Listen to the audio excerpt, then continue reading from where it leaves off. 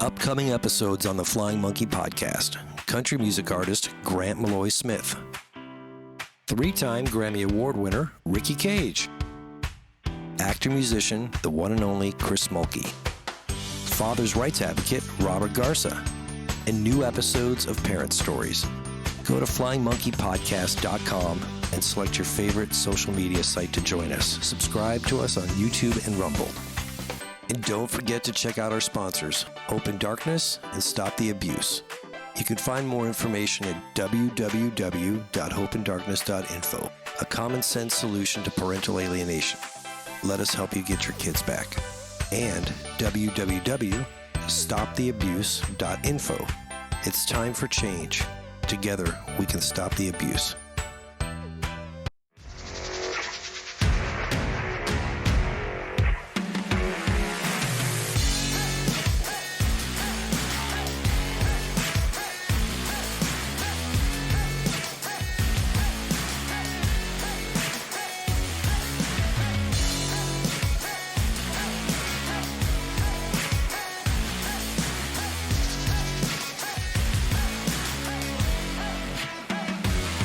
You're watching the Flying Monkey Podcast. Welcome back to another episode of the Flying Monkey Podcast. Today we have a father who's going to share his experience and some of his knowledge of what he's going through in a custody battle. And I want to welcome you to the show, John. How you doing today? Hey, Tommy. Hey, how's it going? I'm doing okay. Yeah, same here. Hanging in there, fighting the battle. Every day's a new day, I'll tell you that much. But other than that, I'm learning a lot, and I learn by my mistakes. Sometimes I wish I didn't do that, but oftentimes, if you listen to somebody first, then you can kind of emulate what they're doing, and that seems to work. But the problem is my courtroom is way different than everybody else's, so they don't play by the same rules. Yeah, well, that seems to be a case in a lot of the stories that I hear. Why are we not asking them the rules before we walk in there? Yeah, I mean, that's my biggest thing. It's like, all right, what are the rules? that would be nice to know. And then also to implement maybe your 14th Amendment rights off the bat. I think that's an important thing so that they can't take advantage of you. Yeah, but I mean, here I am. I didn't know to do this. My attorney, my first attorney that I got, it's like goes all through this. I said, hey, I don't want this to cost me an arm and a leg. And he said, okay. And we went through and we got an agreement that she was not happy with, but she ended up signing it. And then she just didn't follow it, which brought me back into court. And then I go back into court and yeah. So they never enforced their orders when she failed to follow them? So that's when I went. So it took me a long time to go back to court because I had a pretty good setup. I had both my kids, but my one daughter decided, well, she started being alienated. I won't go through all that. It happens. And we all have the similar stories, but she stopped coming to my house. I wanted to get into counseling. And that was the key, was I wanted to get her and I into counseling. And she was pulling the plug on that, saying, no, no, no. And I'm like, well, I don't think you could do that. Well, go to court, and that becomes a year-long battle. I then roll right in with my second attorney. But my first attorney, to back up a little bit, never told me that I have rights or anything, or that I'm giving up any rights walking into there. Like, it's such a disservice that I believe that, you come to find that out later, that you have rights and you gave them up walking into there, and there were presumptions made and all this stuff. And wow, that's kind of scary. Yeah, no, exactly. Yeah, we don't. I mean, it's funny. I never learned that, and yet I'm hearing that more and more. So I'm learning that now. Talking to the more interviews I do, the more parents I talk to, the more stories I hear. They all seem to be similar, with the same type of abuses, I guess, or lack of respect for the Constitution and your rights. Yeah. Well, I mean, it's easy. It's easy for somebody to go, oh, your rights are more important than your children. And of course, what are we going to say? No, I love my kids. It's that they're able to silence you with those big, huge things like, you don't love your kids? Well, of course I love my kids. This has nothing to do with it, but they throw that on top of it to use it as like the the left hook right to the mouth. And it's like, okay, now I have to shut up. Now I have to, because I don't want to be the one that doesn't love my kids. That happens a lot. I see. Yeah. Exactly. So we were talking earlier, and there was a couple topics we wanted to touch base with. And you'd mentioned subject matter jurisdiction. So maybe you could explain what that is for other parents and people to know, and then give us your experience or knowledge of what you know about it. Yeah. So Tommy, again, like I said, I know just enough to be dangerous. So I'm hoping that somebody will find fault in what I say and help me, because that's doing it here is a lot better than doing it when I walk through those doors and see that lady sitting up above me. So I'm going to try the best I can, Yeah. because it took a while to grasp this. But I guess so there's subject matter, so there's jurisdiction. Like, can the court rule over you, right? And are we subjecting ourselves to that rule? Well, I don't know. Go pee on a fire hydrant in front of a cop and find out that you have they have jurisdiction to fine you for doing that. Correct. So you go through that. They have to establish all these things in order for them to start a case, and that's kind of how I understood it. And I didn't understand subject matter. Well, subject matter comes down to, okay, what are we talking about? Like, that's simply it. What are we talking about here? So you want me to come in and be the ruler of best interest of your children? That's what they're asking. Um, and that's completely 100% not constitutional at all, because Yeah. well, they don't know me. But because they make those cool presumptions, there's a presumption that I'm fit. I mean, I hear that quite a bit. You have to Traxel v. Granville, which is one of those landmark cases, and get to the point that I'm at. I find that to be helpful to play a little dumb, for lack of a better word, because Yeah. they're not expecting it. And sometimes it's like, I'm really dumb in this and I'm just gonna fumble through. So I just fumble through it all, and and Yeah. try to So do it. But are you a pro se? yeah, I'm by myself. I lost my attorney. We had a GAL get involved in our case. Um, I had an attorney, and my ex did not have an attorney to start it. Then she hired a friend of hers from this well-renowned Fairfield County, Connecticut law firm, who's part of the Good Old Boys network that I hear. And at that moment in time, the case went from going this way to taking a 360, 180 degrees and walking the Yeah. other way. And I called it out, and I told the GAL that. Really? He punished me, and I was like, well, I'm not going to be quiet about this. This is too obvious. What, you guys in a romantic relationship? Like, I asked him that in an email.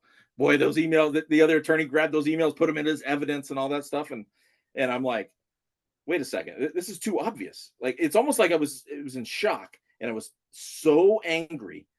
And how else should somebody act in this situation where there's a man that's listening to a liar who's buying it?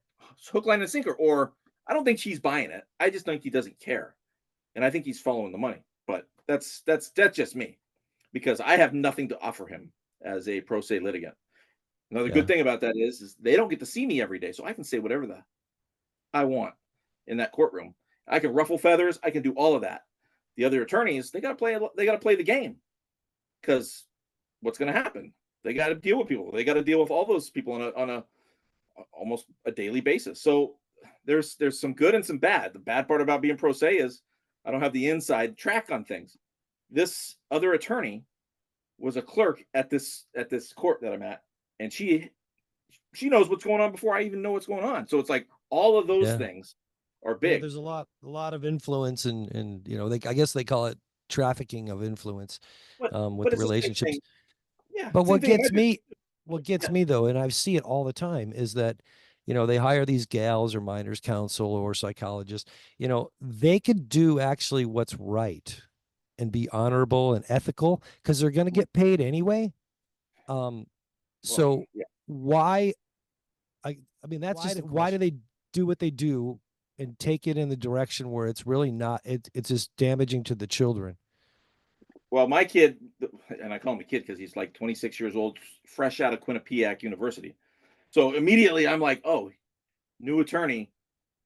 Oh, he's going to probably set himself up for later on. Hey, this is maybe a law firm that I may want to either work with or work for, or something else, because he comes out of so in Connecticut we have the children's law firm or something like that provides GALs at a lower cost for everybody. So it's the same employment agency, I guess, that Network. hires Right. And then they grab this person and they put them in there. Now they raise money because they're a nonprofit, which I'm like, okay, who's giving them money? And everybody's giving them money to do this under the guise that they're helping children. It's virtue signaling at its finest, because it's just it truly is, because they're not really helping kids. Now, granted, there are kids that are way worse than my kids are, right? Like we're talking major abuse. Like I don't consider, I mean, have I yelled and screamed at my kids? Sure.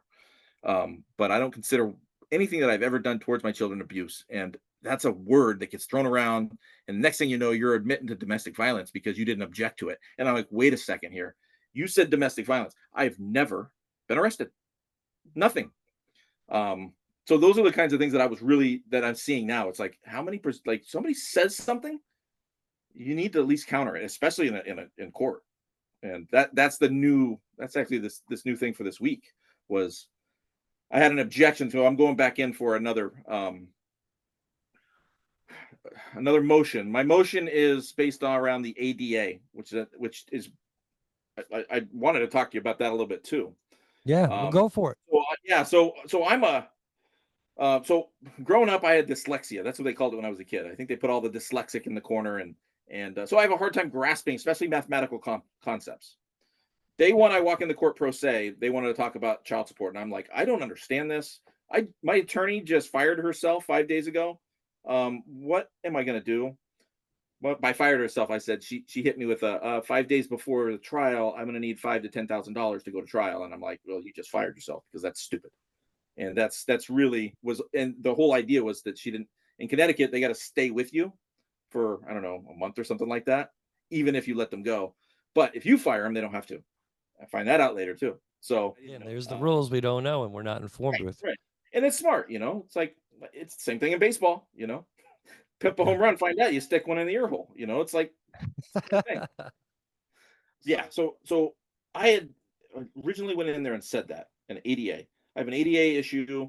I didn't say ADA. I said, I'm dyslexic. I don't understand it. Can we come back to this later? And the judge bowled right through it. She didn't send me to anybody. She didn't tell me that there's services available. She just went right through the case. And I was like, all right, so here we go. I was trying to I didn't want a continuance, but I wanted a continuance. I didn't want to be the one wanting a continuance, if that makes sense. I wanted it to be made because I wanted my kid. I wanted to get this over with. Like, that was the overarching thing, was this is taking too long. Why are we doing this? And if they got us, and I was still under the impression that somehow, some way that there was justice living there, and that I was going to be vindicated through testimony or through whatever the heck it was. And that slowly came down to so far as to, after 2 or 3 days and a month or two later, I ended up going, oh my God, I'm going to end up paying for her attorney's fees, losing my kids altogether, and I better make a deal here. And so I made a deal. I said whatever the GL said. I was so frustrated, so angry. I had to leave the courtroom because my stomach was in knots. It was that was a tough day because it was funny though, because a peace kind of came over me, but I don't know if it was a peace.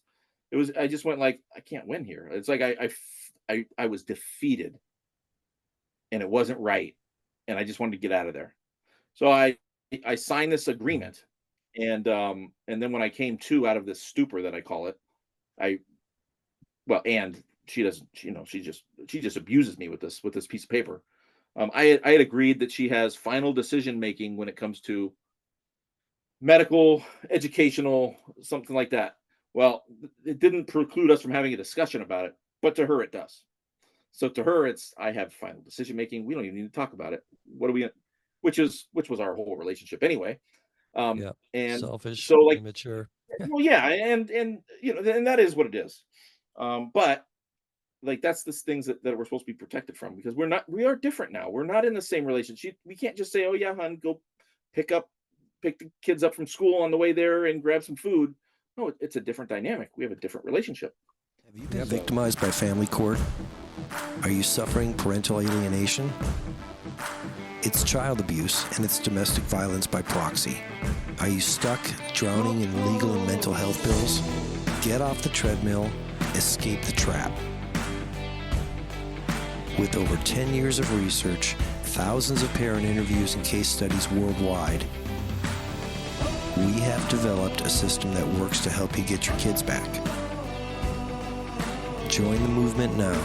HopeinDarkness.info, StopTheAbuse.info, AlienationAcademy.com, and TheFlyingMonkeyPodcast.com. It's time for change, and it's time to stop the abuse. Go to tinyurl.com/stop-parental-alienation. Subject matter jurisdiction. What are we talking about here? So the judges, they're the only, when it comes to the care, custody, and control of our children, we have that as parents, as fit, natural parents of our children. Care, custody, control. And I try to use all these words too, by the way. Like I try to use those words over and over and over again, like prior restraint, which is nothing but a gag order, because they will try to put a prior restraint on you, which means there's a subject matter prior restraint. So if they say, hey, you can't talk about this, or you have to say this word, those are, especially coming from a government entity, to tell you to do that. Well, we tried that somewhere, and it was in Europe, and we have 1 billion dead people because of it. That's the breakdown. When they start doing this kind of thing and we don't care, we get lulled right into it, to where it's like, and they say something in our, we're not going to talk poorly about our spouse to our kids. That's a prior restraint. That's putting some limitations on my speech. No, I'll talk to my kids if I see fit, because I'm a fit parent, and you're not in charge of me. That's basically kind of what I'm now telling them. There's a guy in Hawaii that's got a case doing this in the Supreme Court. He's challenged subject matter jurisdiction, and I did that with mine, and I got stuck with a buy leave order, which this brings me back to my Marine Corps days. We used to say, buy your leave, sir, so we can walk by them. Well, I have to now do a buy your leave to file anything in court. And so, which means you have to ask permission in order to file a motion. Yes, sir, request permission to speak. And I have to do all that stuff. And I think it's garbage. And it came right out of they tried to put restraint on my speech on the internet, because I was being very vocal about fathers' rights. I was writing everybody in school. I kind of went down that path with school.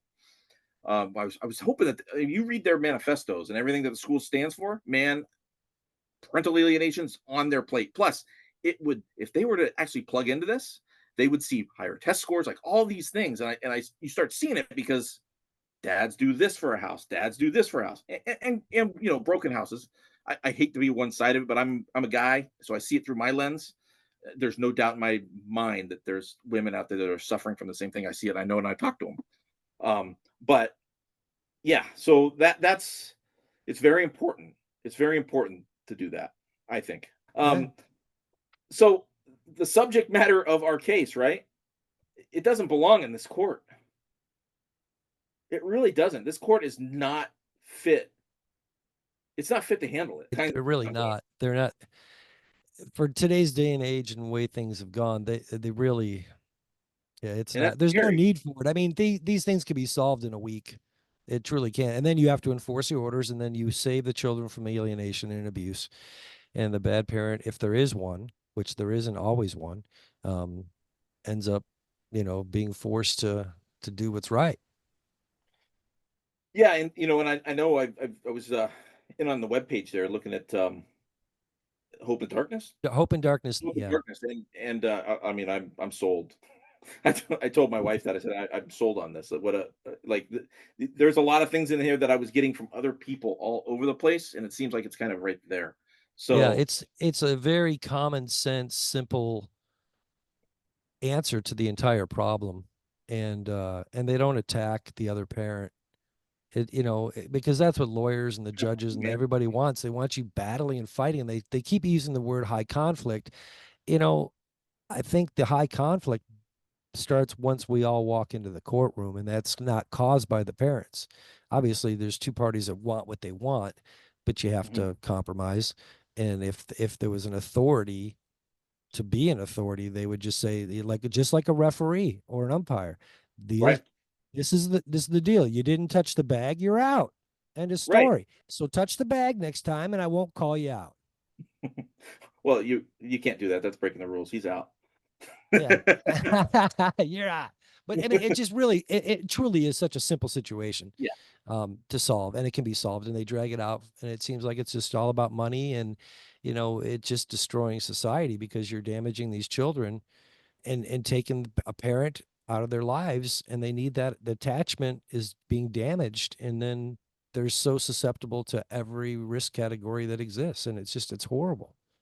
I wonder if a lot of us go through the same morphing, like caterpillar type stage of this, to where it's like, I mean, I'm still in the I can fix it stages. I can, I like, she's gonna wake up one day and she's gonna see how much damage this is doing, and Yeah. slowly that's going away.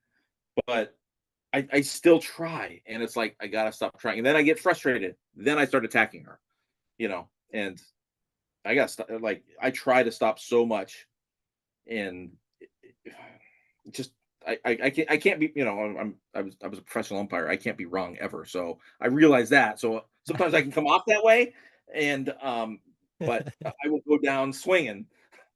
Yeah. But that No. being said, so is she, and we were very much alike. So I get that. It's just to a different level, you know. Yeah, well, that's the issue. I mean, when we're getting a divorce, there's obviously a disagreement and things aren't going to work. And, one party or both parties are just being stubborn and not working together as a team. And that's what it takes in order to survive. And it's what we're supposed to do and designed to do, actually. But society's brought us to this point where it's quite selfish and self-serving, and it's my way or the highway, and that doesn't work. So that's why that's why we would need to go to a court, and we believe in truth, justice, and the American way. And we were led to believe that. When you walk in there, you find out that that's not the way it is, and all they have to do is say, okay, this, that, we're done. And you see the kids, here's the order. Anyone who breaks it, I talked to Robert Garza. I did an interview with him, and he got some laws passed in Texas, and some other Yeah, states are starting to do it. And they're giving them 3 strikes. So you don't let the parent see the kid. First time's a $500 fine, and the police have to write the ticket. And so the right. county makes money. So it benefits them to pass this law. And then the second time, another $500. Third time, another one. And then the DA has 3 violations of a law that they can now file. They have evidence, they have proof, and they have a police officer filing the report because a ticket was written, that you can prosecute the person for violating the custody order or having custody interference. And Right. that will stop it. And then I think Georgia went online. I think it was Georgia or Alabama, I forget. But they did an online divorce that took away all the false allegations. It just Wow. all the false allegations, just boom, the numbers just drop because there's nowhere to do. No one, there's no lawyers talking in your ear going, you got to give me Yeah. some dirt on this guy or this girl, or what did she do or what did he do, and let's stir it up. It's all irrelevant anyways. Like Yeah. all of that stuff is because we're not playing in the game that I'm the better parent. Like refused, and that's the subject matter jurisdiction. It's like, why would I walk into a courtroom and allow a GAL? Both of you have immunity to have a blanket rule over my life. Why would I ever put myself in that position?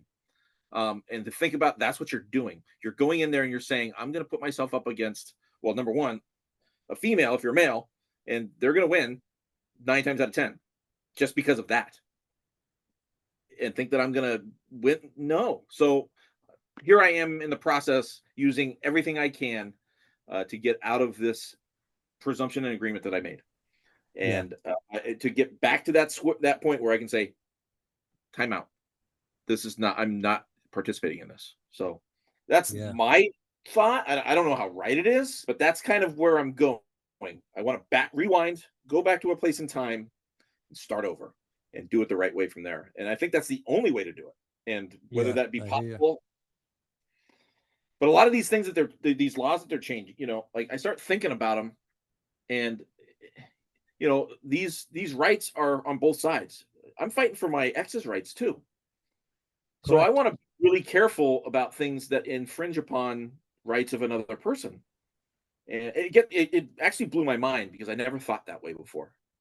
I always, my rights. It's very selfish to say my rights. It's like, no, it's my kids' rights.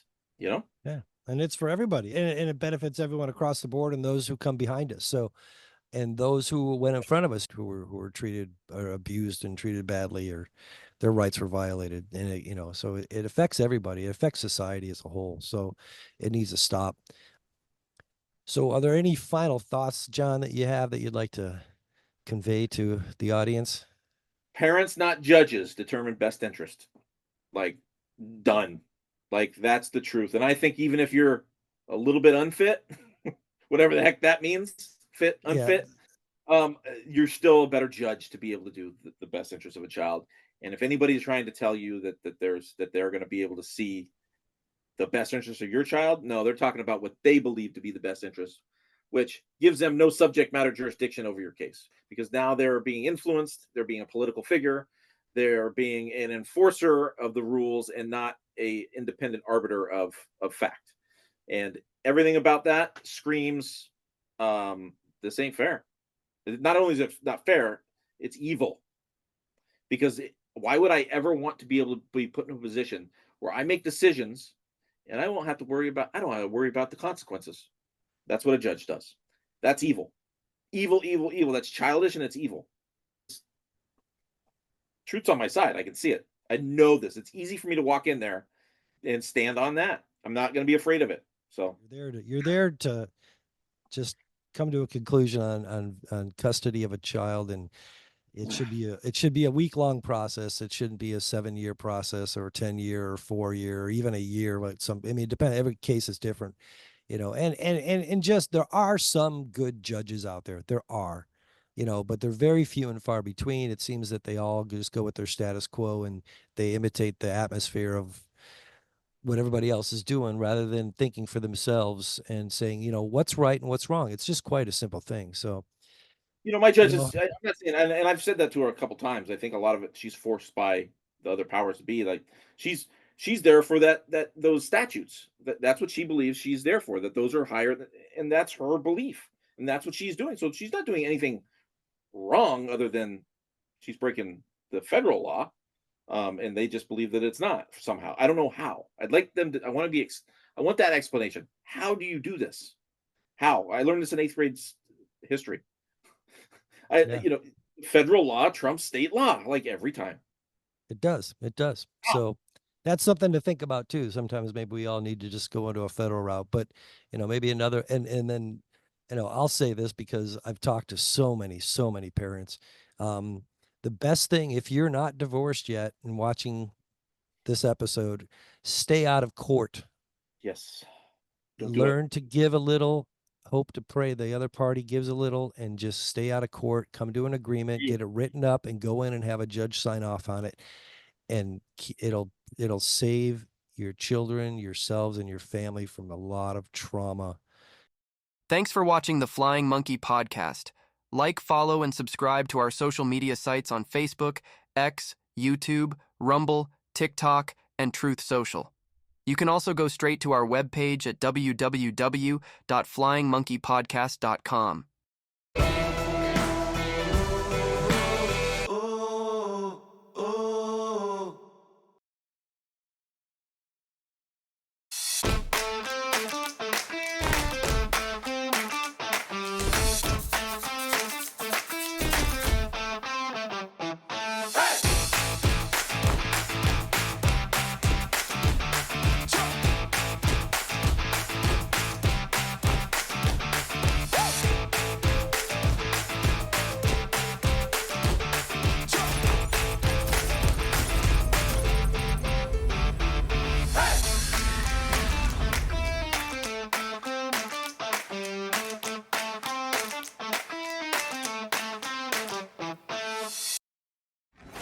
Are you a victim of parental alienation?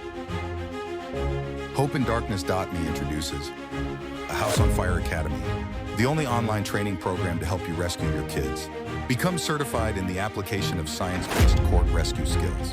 The program includes classes, courts rehearsals, proficiency reviews, inarguable evidence collection, motion development proficiency tests, and certificates.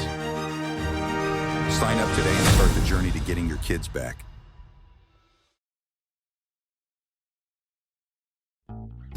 Winter, spring, summer, or fall, too hot or too cold, Give us a call, we're always here to service your needs. We treat you like family at Mountain Breeze. Heating and air conditioning, set your mind at ease with Mountain Breeze.